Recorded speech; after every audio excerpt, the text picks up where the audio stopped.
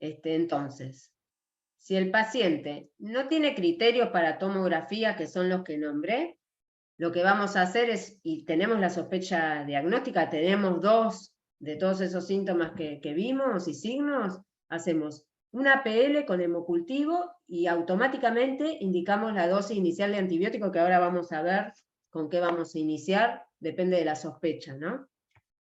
Ahora, si tiene criterios de antes de la PL, realizar una tomografía, lo que hacemos es, damos la primera dosis de antibiótico, seguido de hemocultivo, ¿sí? Inmediato, se lo lleva al paciente al tomógrafo, y se le hace la tomografía de encéfalo, y después, si todo está bien, se le hace la punción lumbar sentado o acostado, depende si encontramos alguna lesión. Pero esto es importante que lo recuerden y que lo tengan en mente, ¿sí? Si no tiene criterio para tomografía, punción lumbar con hemocultivo y primera dosis de antibiótico en forma inmediata. Incluso para los pacientes derivados de la zona y el médico que no se anima a hacerle APL, o porque está muy deteriorado, porque tiene un trastorno en el nivel de conciencia que nos obliga a hacer una tomografía, podemos darle la primera dosis de antibiótico si sospechamos una meningitis, y tenemos hasta 6 horas para hacer la PL y hemocultivo, y no perder el rédito de los resultados microbiológicos, ¿sí? Y bueno, y si no, será una meningitis decapitada, pero el paciente preferible de más que de menos, ¿sí? Bueno, con respecto a la punción lumbar, ¿qué vamos a pedir? En principio un físico-químico y un citológico, ¿sí? Que dentro de las meningitis bacterianas son líquidos y que no hayan recibido, obvio, tratamiento antibiótico previo, que no esté decapitada, son líquidos con un recuento de células importantes, generalmente más de 1000 células, con 70% de polimorfonucleares. Esto es lo ideal, ¿no?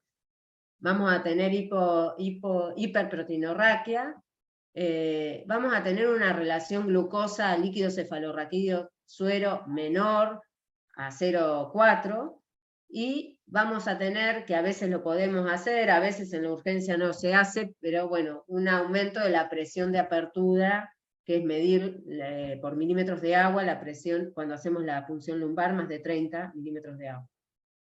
Pero ¿qué pasa?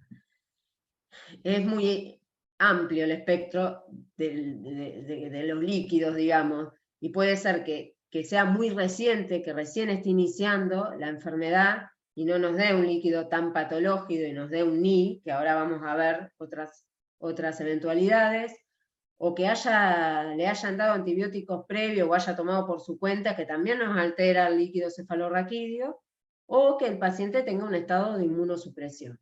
Entonces, para eso, lo que nos sirve muchísimo en el líquido cefalorraquídeo es el lactato. Un lactato alto, más de 35 miligramos por decilitro, ya habla de una sospecha alta de infección bacteriana, ¿sí? Tiene una sensibilidad del 93% y una especificidad del 96%. Así que, ante todo líquido que no cierra, el lactato es el que nos va a orientar.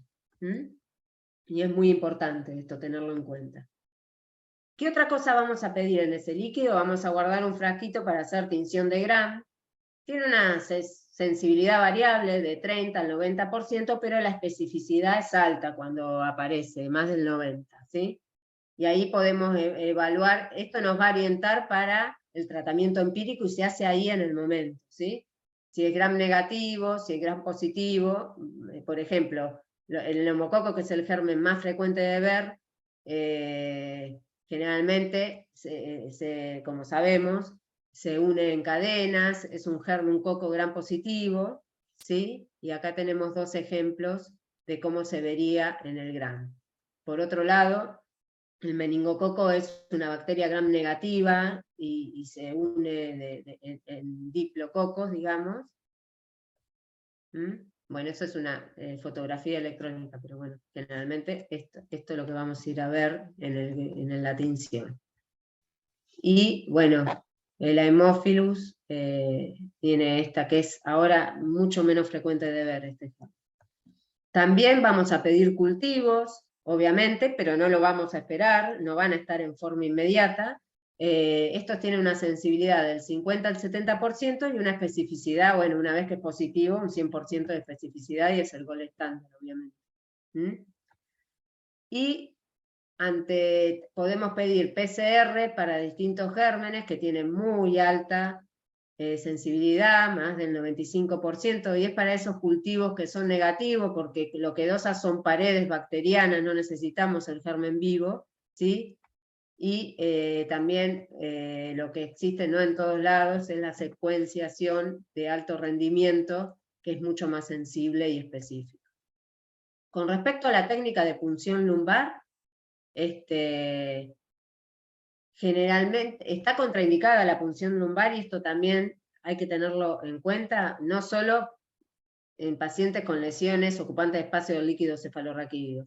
Está contraindicada en pacientes con plaquetopenia, y el nivel que tomamos es menor a 60.000 plaquetas por milímetro cúbico. En pacientes con discrasia sanguínea no se puede hacer punción lumbar. El uso de anticoagulante que tenga signos de hipertensión endocraniana, que nos está hablando de que puede tener una lesión ocupante de espacio, y en infección del sitio de la punción, ¿no? Porque si no la tenía la meningitis, se la vamos a generar nosotros, ¿sí? ¿Dónde se hace la punción? Y lo ideal es entre la lumbar 3 y lumbar 4 y lumbar 5, porque ahí ya no está el cono medular, y lo podemos hacer con tranquilidad, ¿sí? Hay que tener en cuenta que vamos a atravesar distintas barreras, en principio la piel, después la fascia superficial, ¿sí?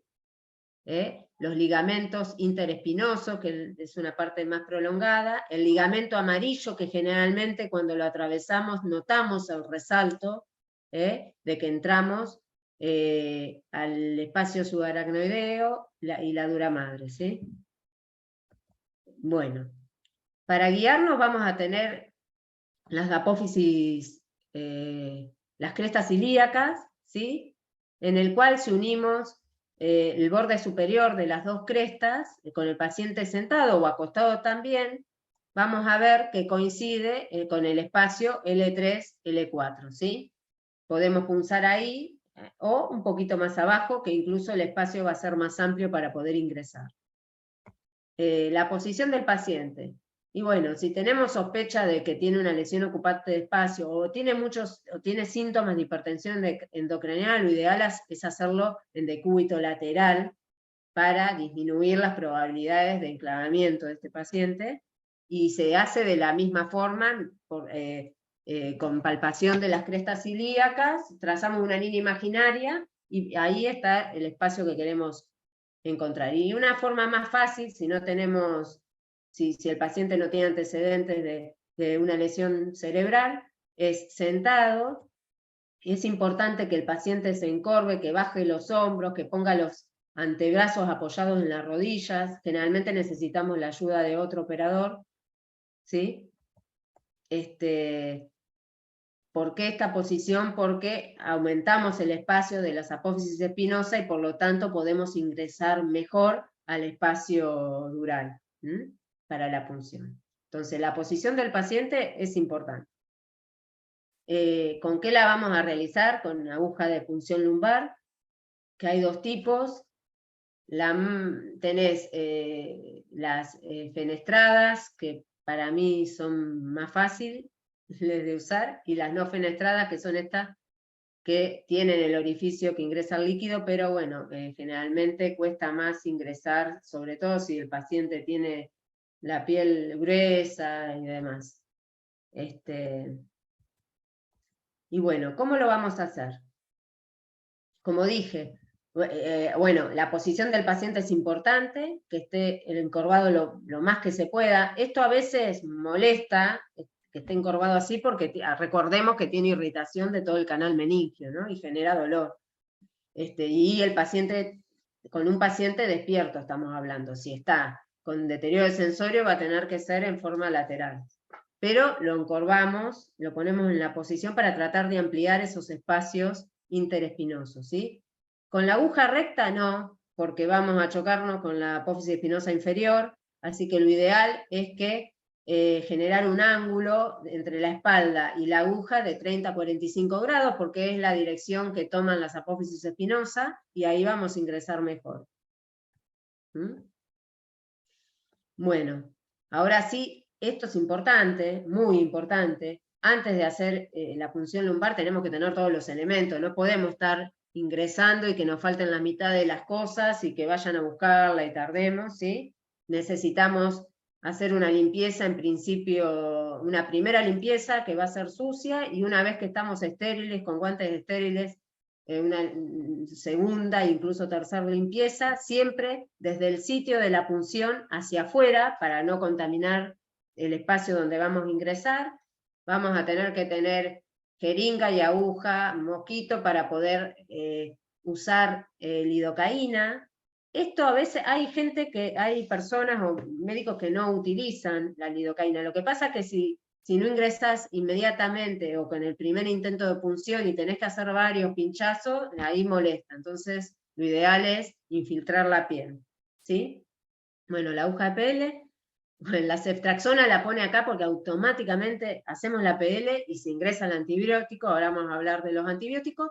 Y los 4, lo ideal es tener 4 frascos, uno para físico, químico y citológico, el otro para cultivo de gérmenes comunes, y guardar otro para otro tipo de gérmenes o para PCR viral, ¿sí? Y un cuarto por si no se pierde la muestra y lo tenemos ahí guardado, ¿sí?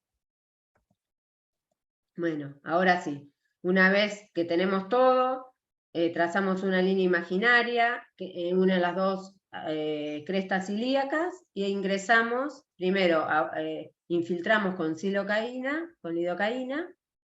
y una vez que está limpio el campo, nosotros estériles, con guantes, con camisolín, con antiparra, con barbijo, con todo,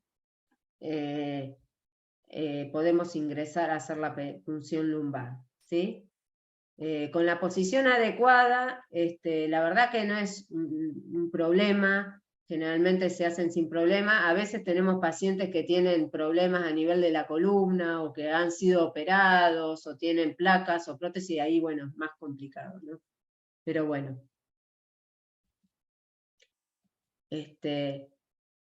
Nada, esto es más de lo mismo.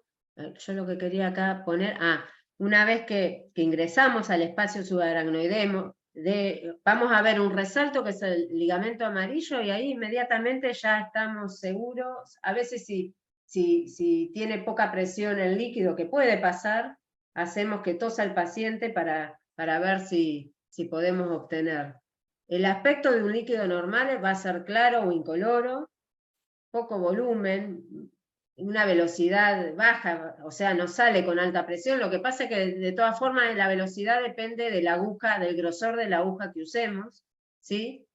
La presión de apertura no va a ser, va a ser entre 60 y 150 milímetros de agua. Las proteínas hasta 45 miligramos de decilitro es normal. La glucorraquia entre 50 y 85, ¿sí? Pero a veces sacamos la relación porque en pacientes diabéticos puede ser mayor y no quita que tenga una bacteria. El cloro se usaba antes, sobre todo en las meningoencefalitis por tuberculosis, ahora no se lo usa tanto. Y la celularidad, acá dice entre 0 y 3, pero tiene que tener menos de 5 células, ¿sí? Menos de 5 leucocitos. Eso es un líquido normal.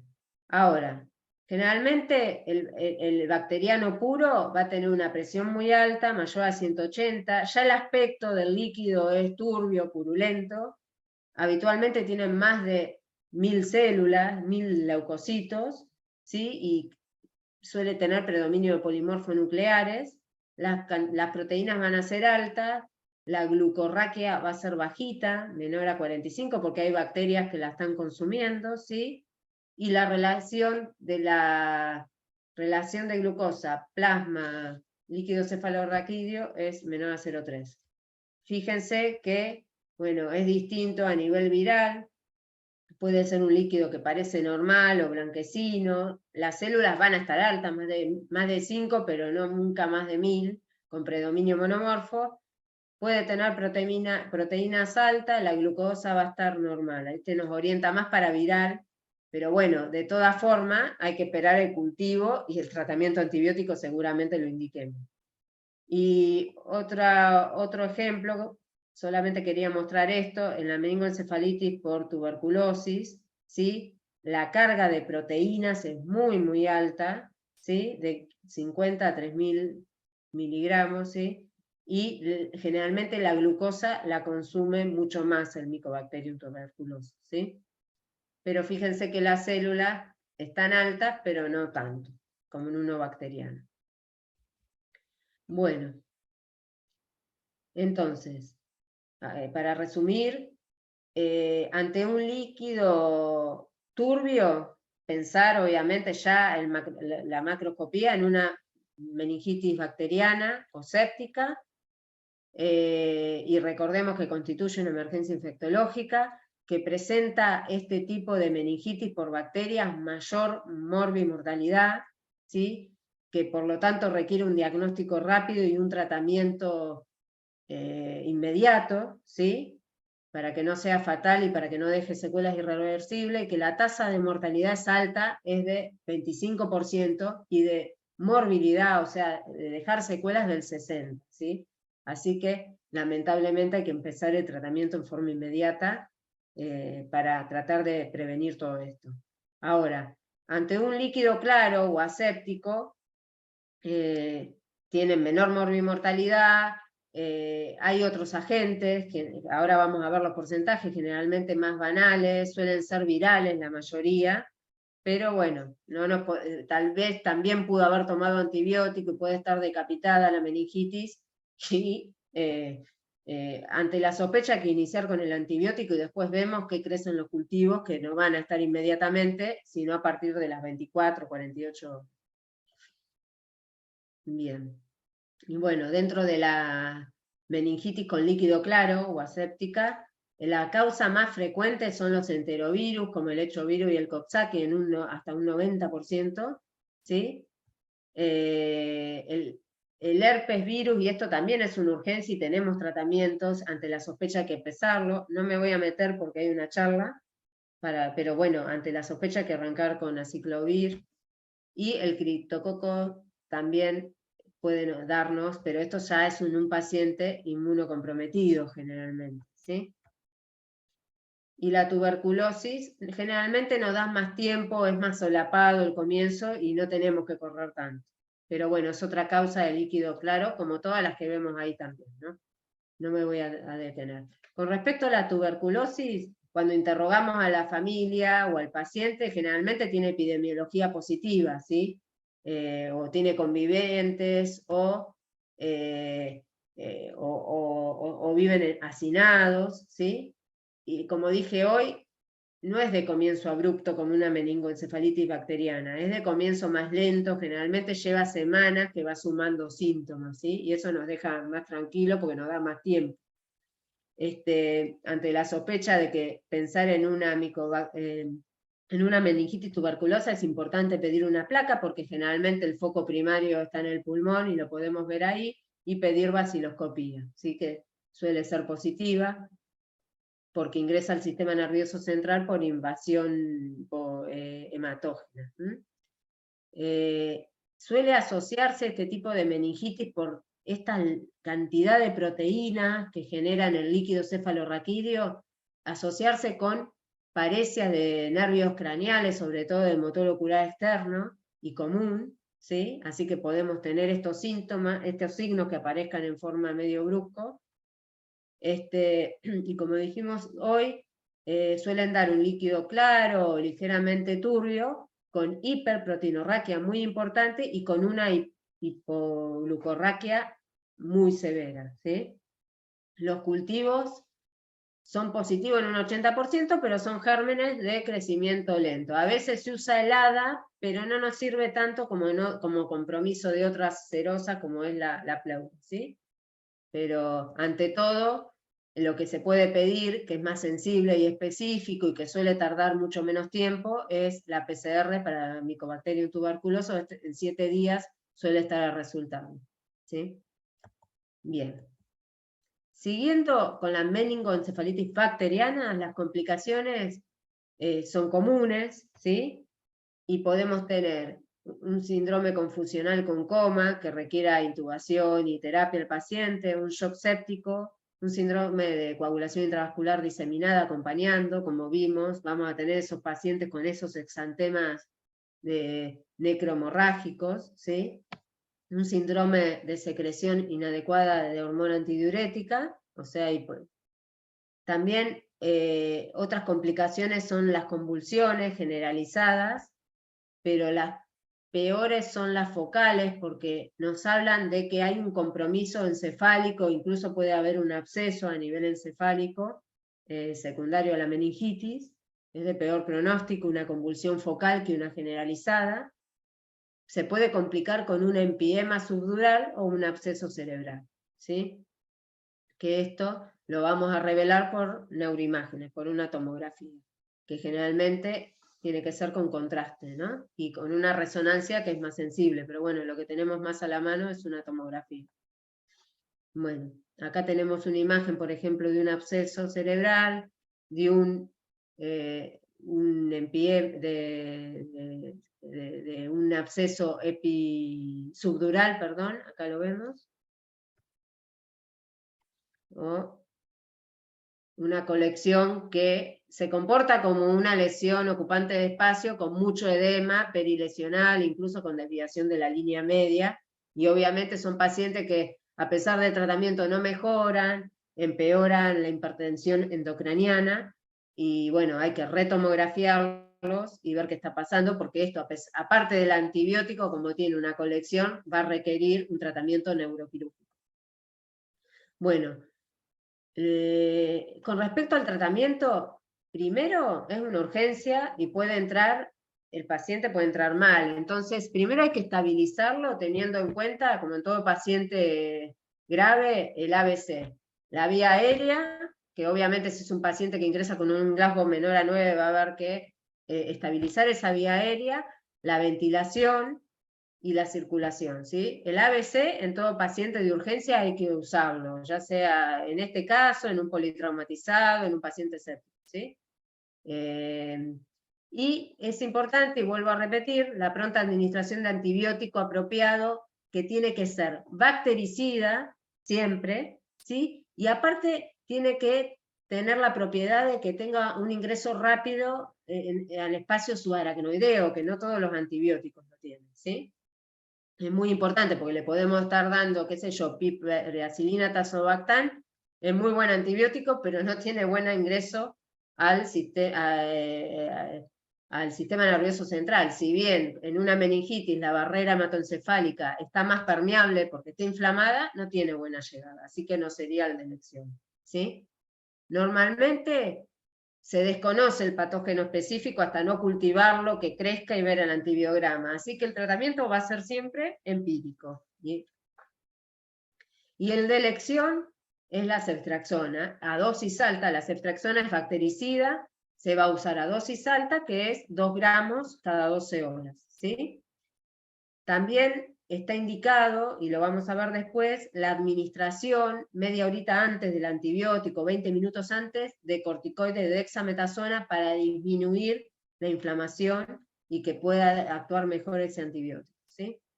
Bueno, con respecto a la ceftriaxona, está indicada como en el grupo etario de 18 a 50 años porque el germen más frecuente va a ser el neumococo, ¿sí? Si llega a haber algo de resistencia, o que lo vamos a ver después, ¿no? Le podemos adicionar vancomicina para potenciar el efecto antibiótico, ¿sí? Ahora, en mayores de 50 años, en el cual sigue siendo el germen más frecuente el neumococo, pero también puede estar presente la listeria, vamos a darle ceftriaxona, 2 gramos cada 12, siempre endovenoso, y nunca intramuscular, y le vamos a asociar, perdón, ampicilina, ¿sí? Para cubrir la listeria. Y en inmunocomprometidos, se va a empezar con vancomicina más ampicilina, y podemos darle también meropenem, 2 gramos cada 8 horas. El meropenem tiene muy buen ingreso a nivel del sistema nervioso central, así que es otro antibiótico a tener en cuenta. Pero bueno, el de primera elección, el paciente que viene de la calle, que era sano previamente, es la ceftriaxona, 2 gramos cada 12, ¿sí? ¿Cuánto lo vamos a dar? Si la sospecha es un neumococo, el tratamiento, y siempre endovenoso, no lo podemos rotar, o sea, el paciente va a estar internado, es de 10 a 14 días, ¿sí? Ahora, ante un meningococo, el tratamiento va a ser también con ceftriaxona, de 5 a 7 días. En la listeria, por lo menos hasta 21 días hay que tratarlo, y es la ampicilina, el antibiótico de elección. Y el Haemophilus influenzae es de 7 a 10 días. Esa es la cantidad de tiempo que va a requerir de tratamiento, y va a ser siempre endovenoso, no lo podemos rotar a vía oral. Entonces, resumiendo, el tratamiento va a ser siempre empírico, porque hay que indicarlo apenas tenemos la sospecha diagnóstica y podemos hacer la punción lumbar, y recordar esto: ceftriaxona 2 gramos cada 12 horas, ¿sí? Que es en adultos sin factores de riesgo. Ahora, a la ceftriaxona le vamos a agregar la ampicilina, esto para resumir y que quede, que lo tengan en cuenta, que son 2 gramos cada 4 horas la ampicilina, o sea, son dosis altas las que vamos a dar, y va a ser en pacientes inmunocomprometidos o que sean mayores de 50 años. Y el tratamiento con esteroide, que lo que vamos a dar es dexametasona cada 6 horas, endovenoso y por 4 días, ¿sí? Y siempre se da la primera dosis, se da antes de la dosis de antibiótico, sobre todo en sospecha de neumococo o de Haemophilus. Si estamos ante si el gram nos da un diplococo gram negativo, o sea, es un meningococo, no hace falta dar dexametasona. Bien, pronóstico y secuela. El pronóstico depende de múltiples factores, de la edad del paciente, de las comorbilidades que tenga, del patógeno responsable. A veces son patógenos muy virulentos y tienen mal pronóstico porque es muy severo el germen, de la severidad de presentación, cómo ingrese a la guardia o a la sala ese paciente, ¿sí? Y el grado de deterioro neurológico al momento de la presentación clínica.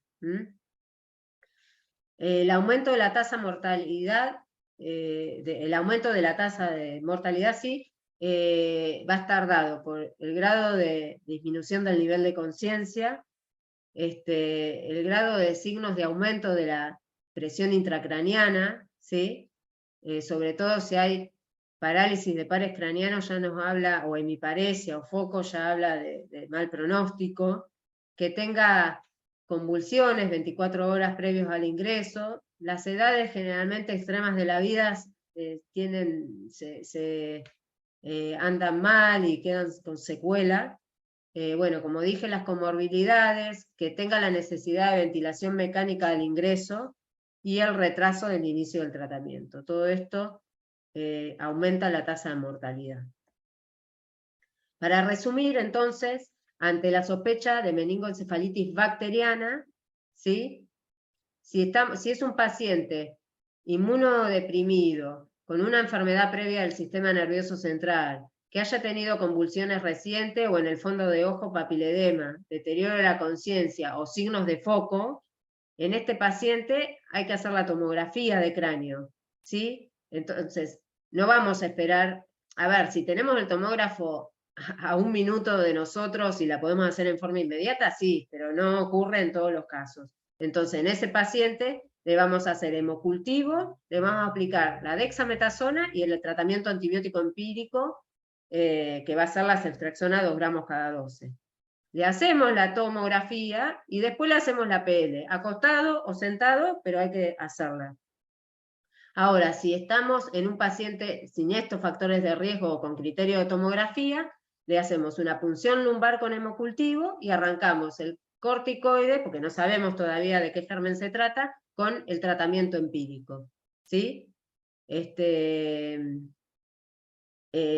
Ahí en la tinción de Gram ya nos podemos orientar, ¿sí? Si es un Gram negativo, le hacemos la DEXA, en las dos formas le vamos a dar lo mismo, así que no nos importa tanto. Y después esperamos los cultivos porque puede llegar a haber algo de resistencia, no se ve mucho, pero nos va a orientar al tratamiento antibiótico.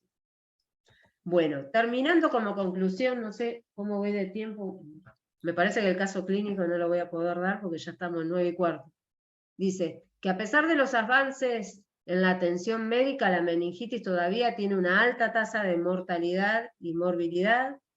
El diagnóstico precoz con la administración de antibiótico adecuado sigue siendo el elemento clave en el tratamiento, no hay que esperar, ¿sí? La introducción de las vacunas conjugadas y el tratamiento preventivo en embarazadas ha tenido un impacto epidemiológico en el germen, en los gérmenes, ¿no?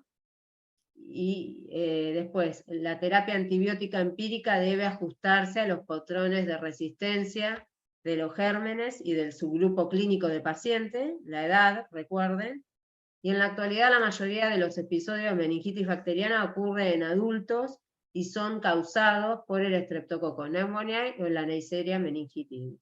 El examen del líquido cefalorraquídeo sigue siendo crucial en el diagnóstico, al igual que la tinción de Gram, es una herramienta rápida, y el cultivo es el gold standard. Yo no sé si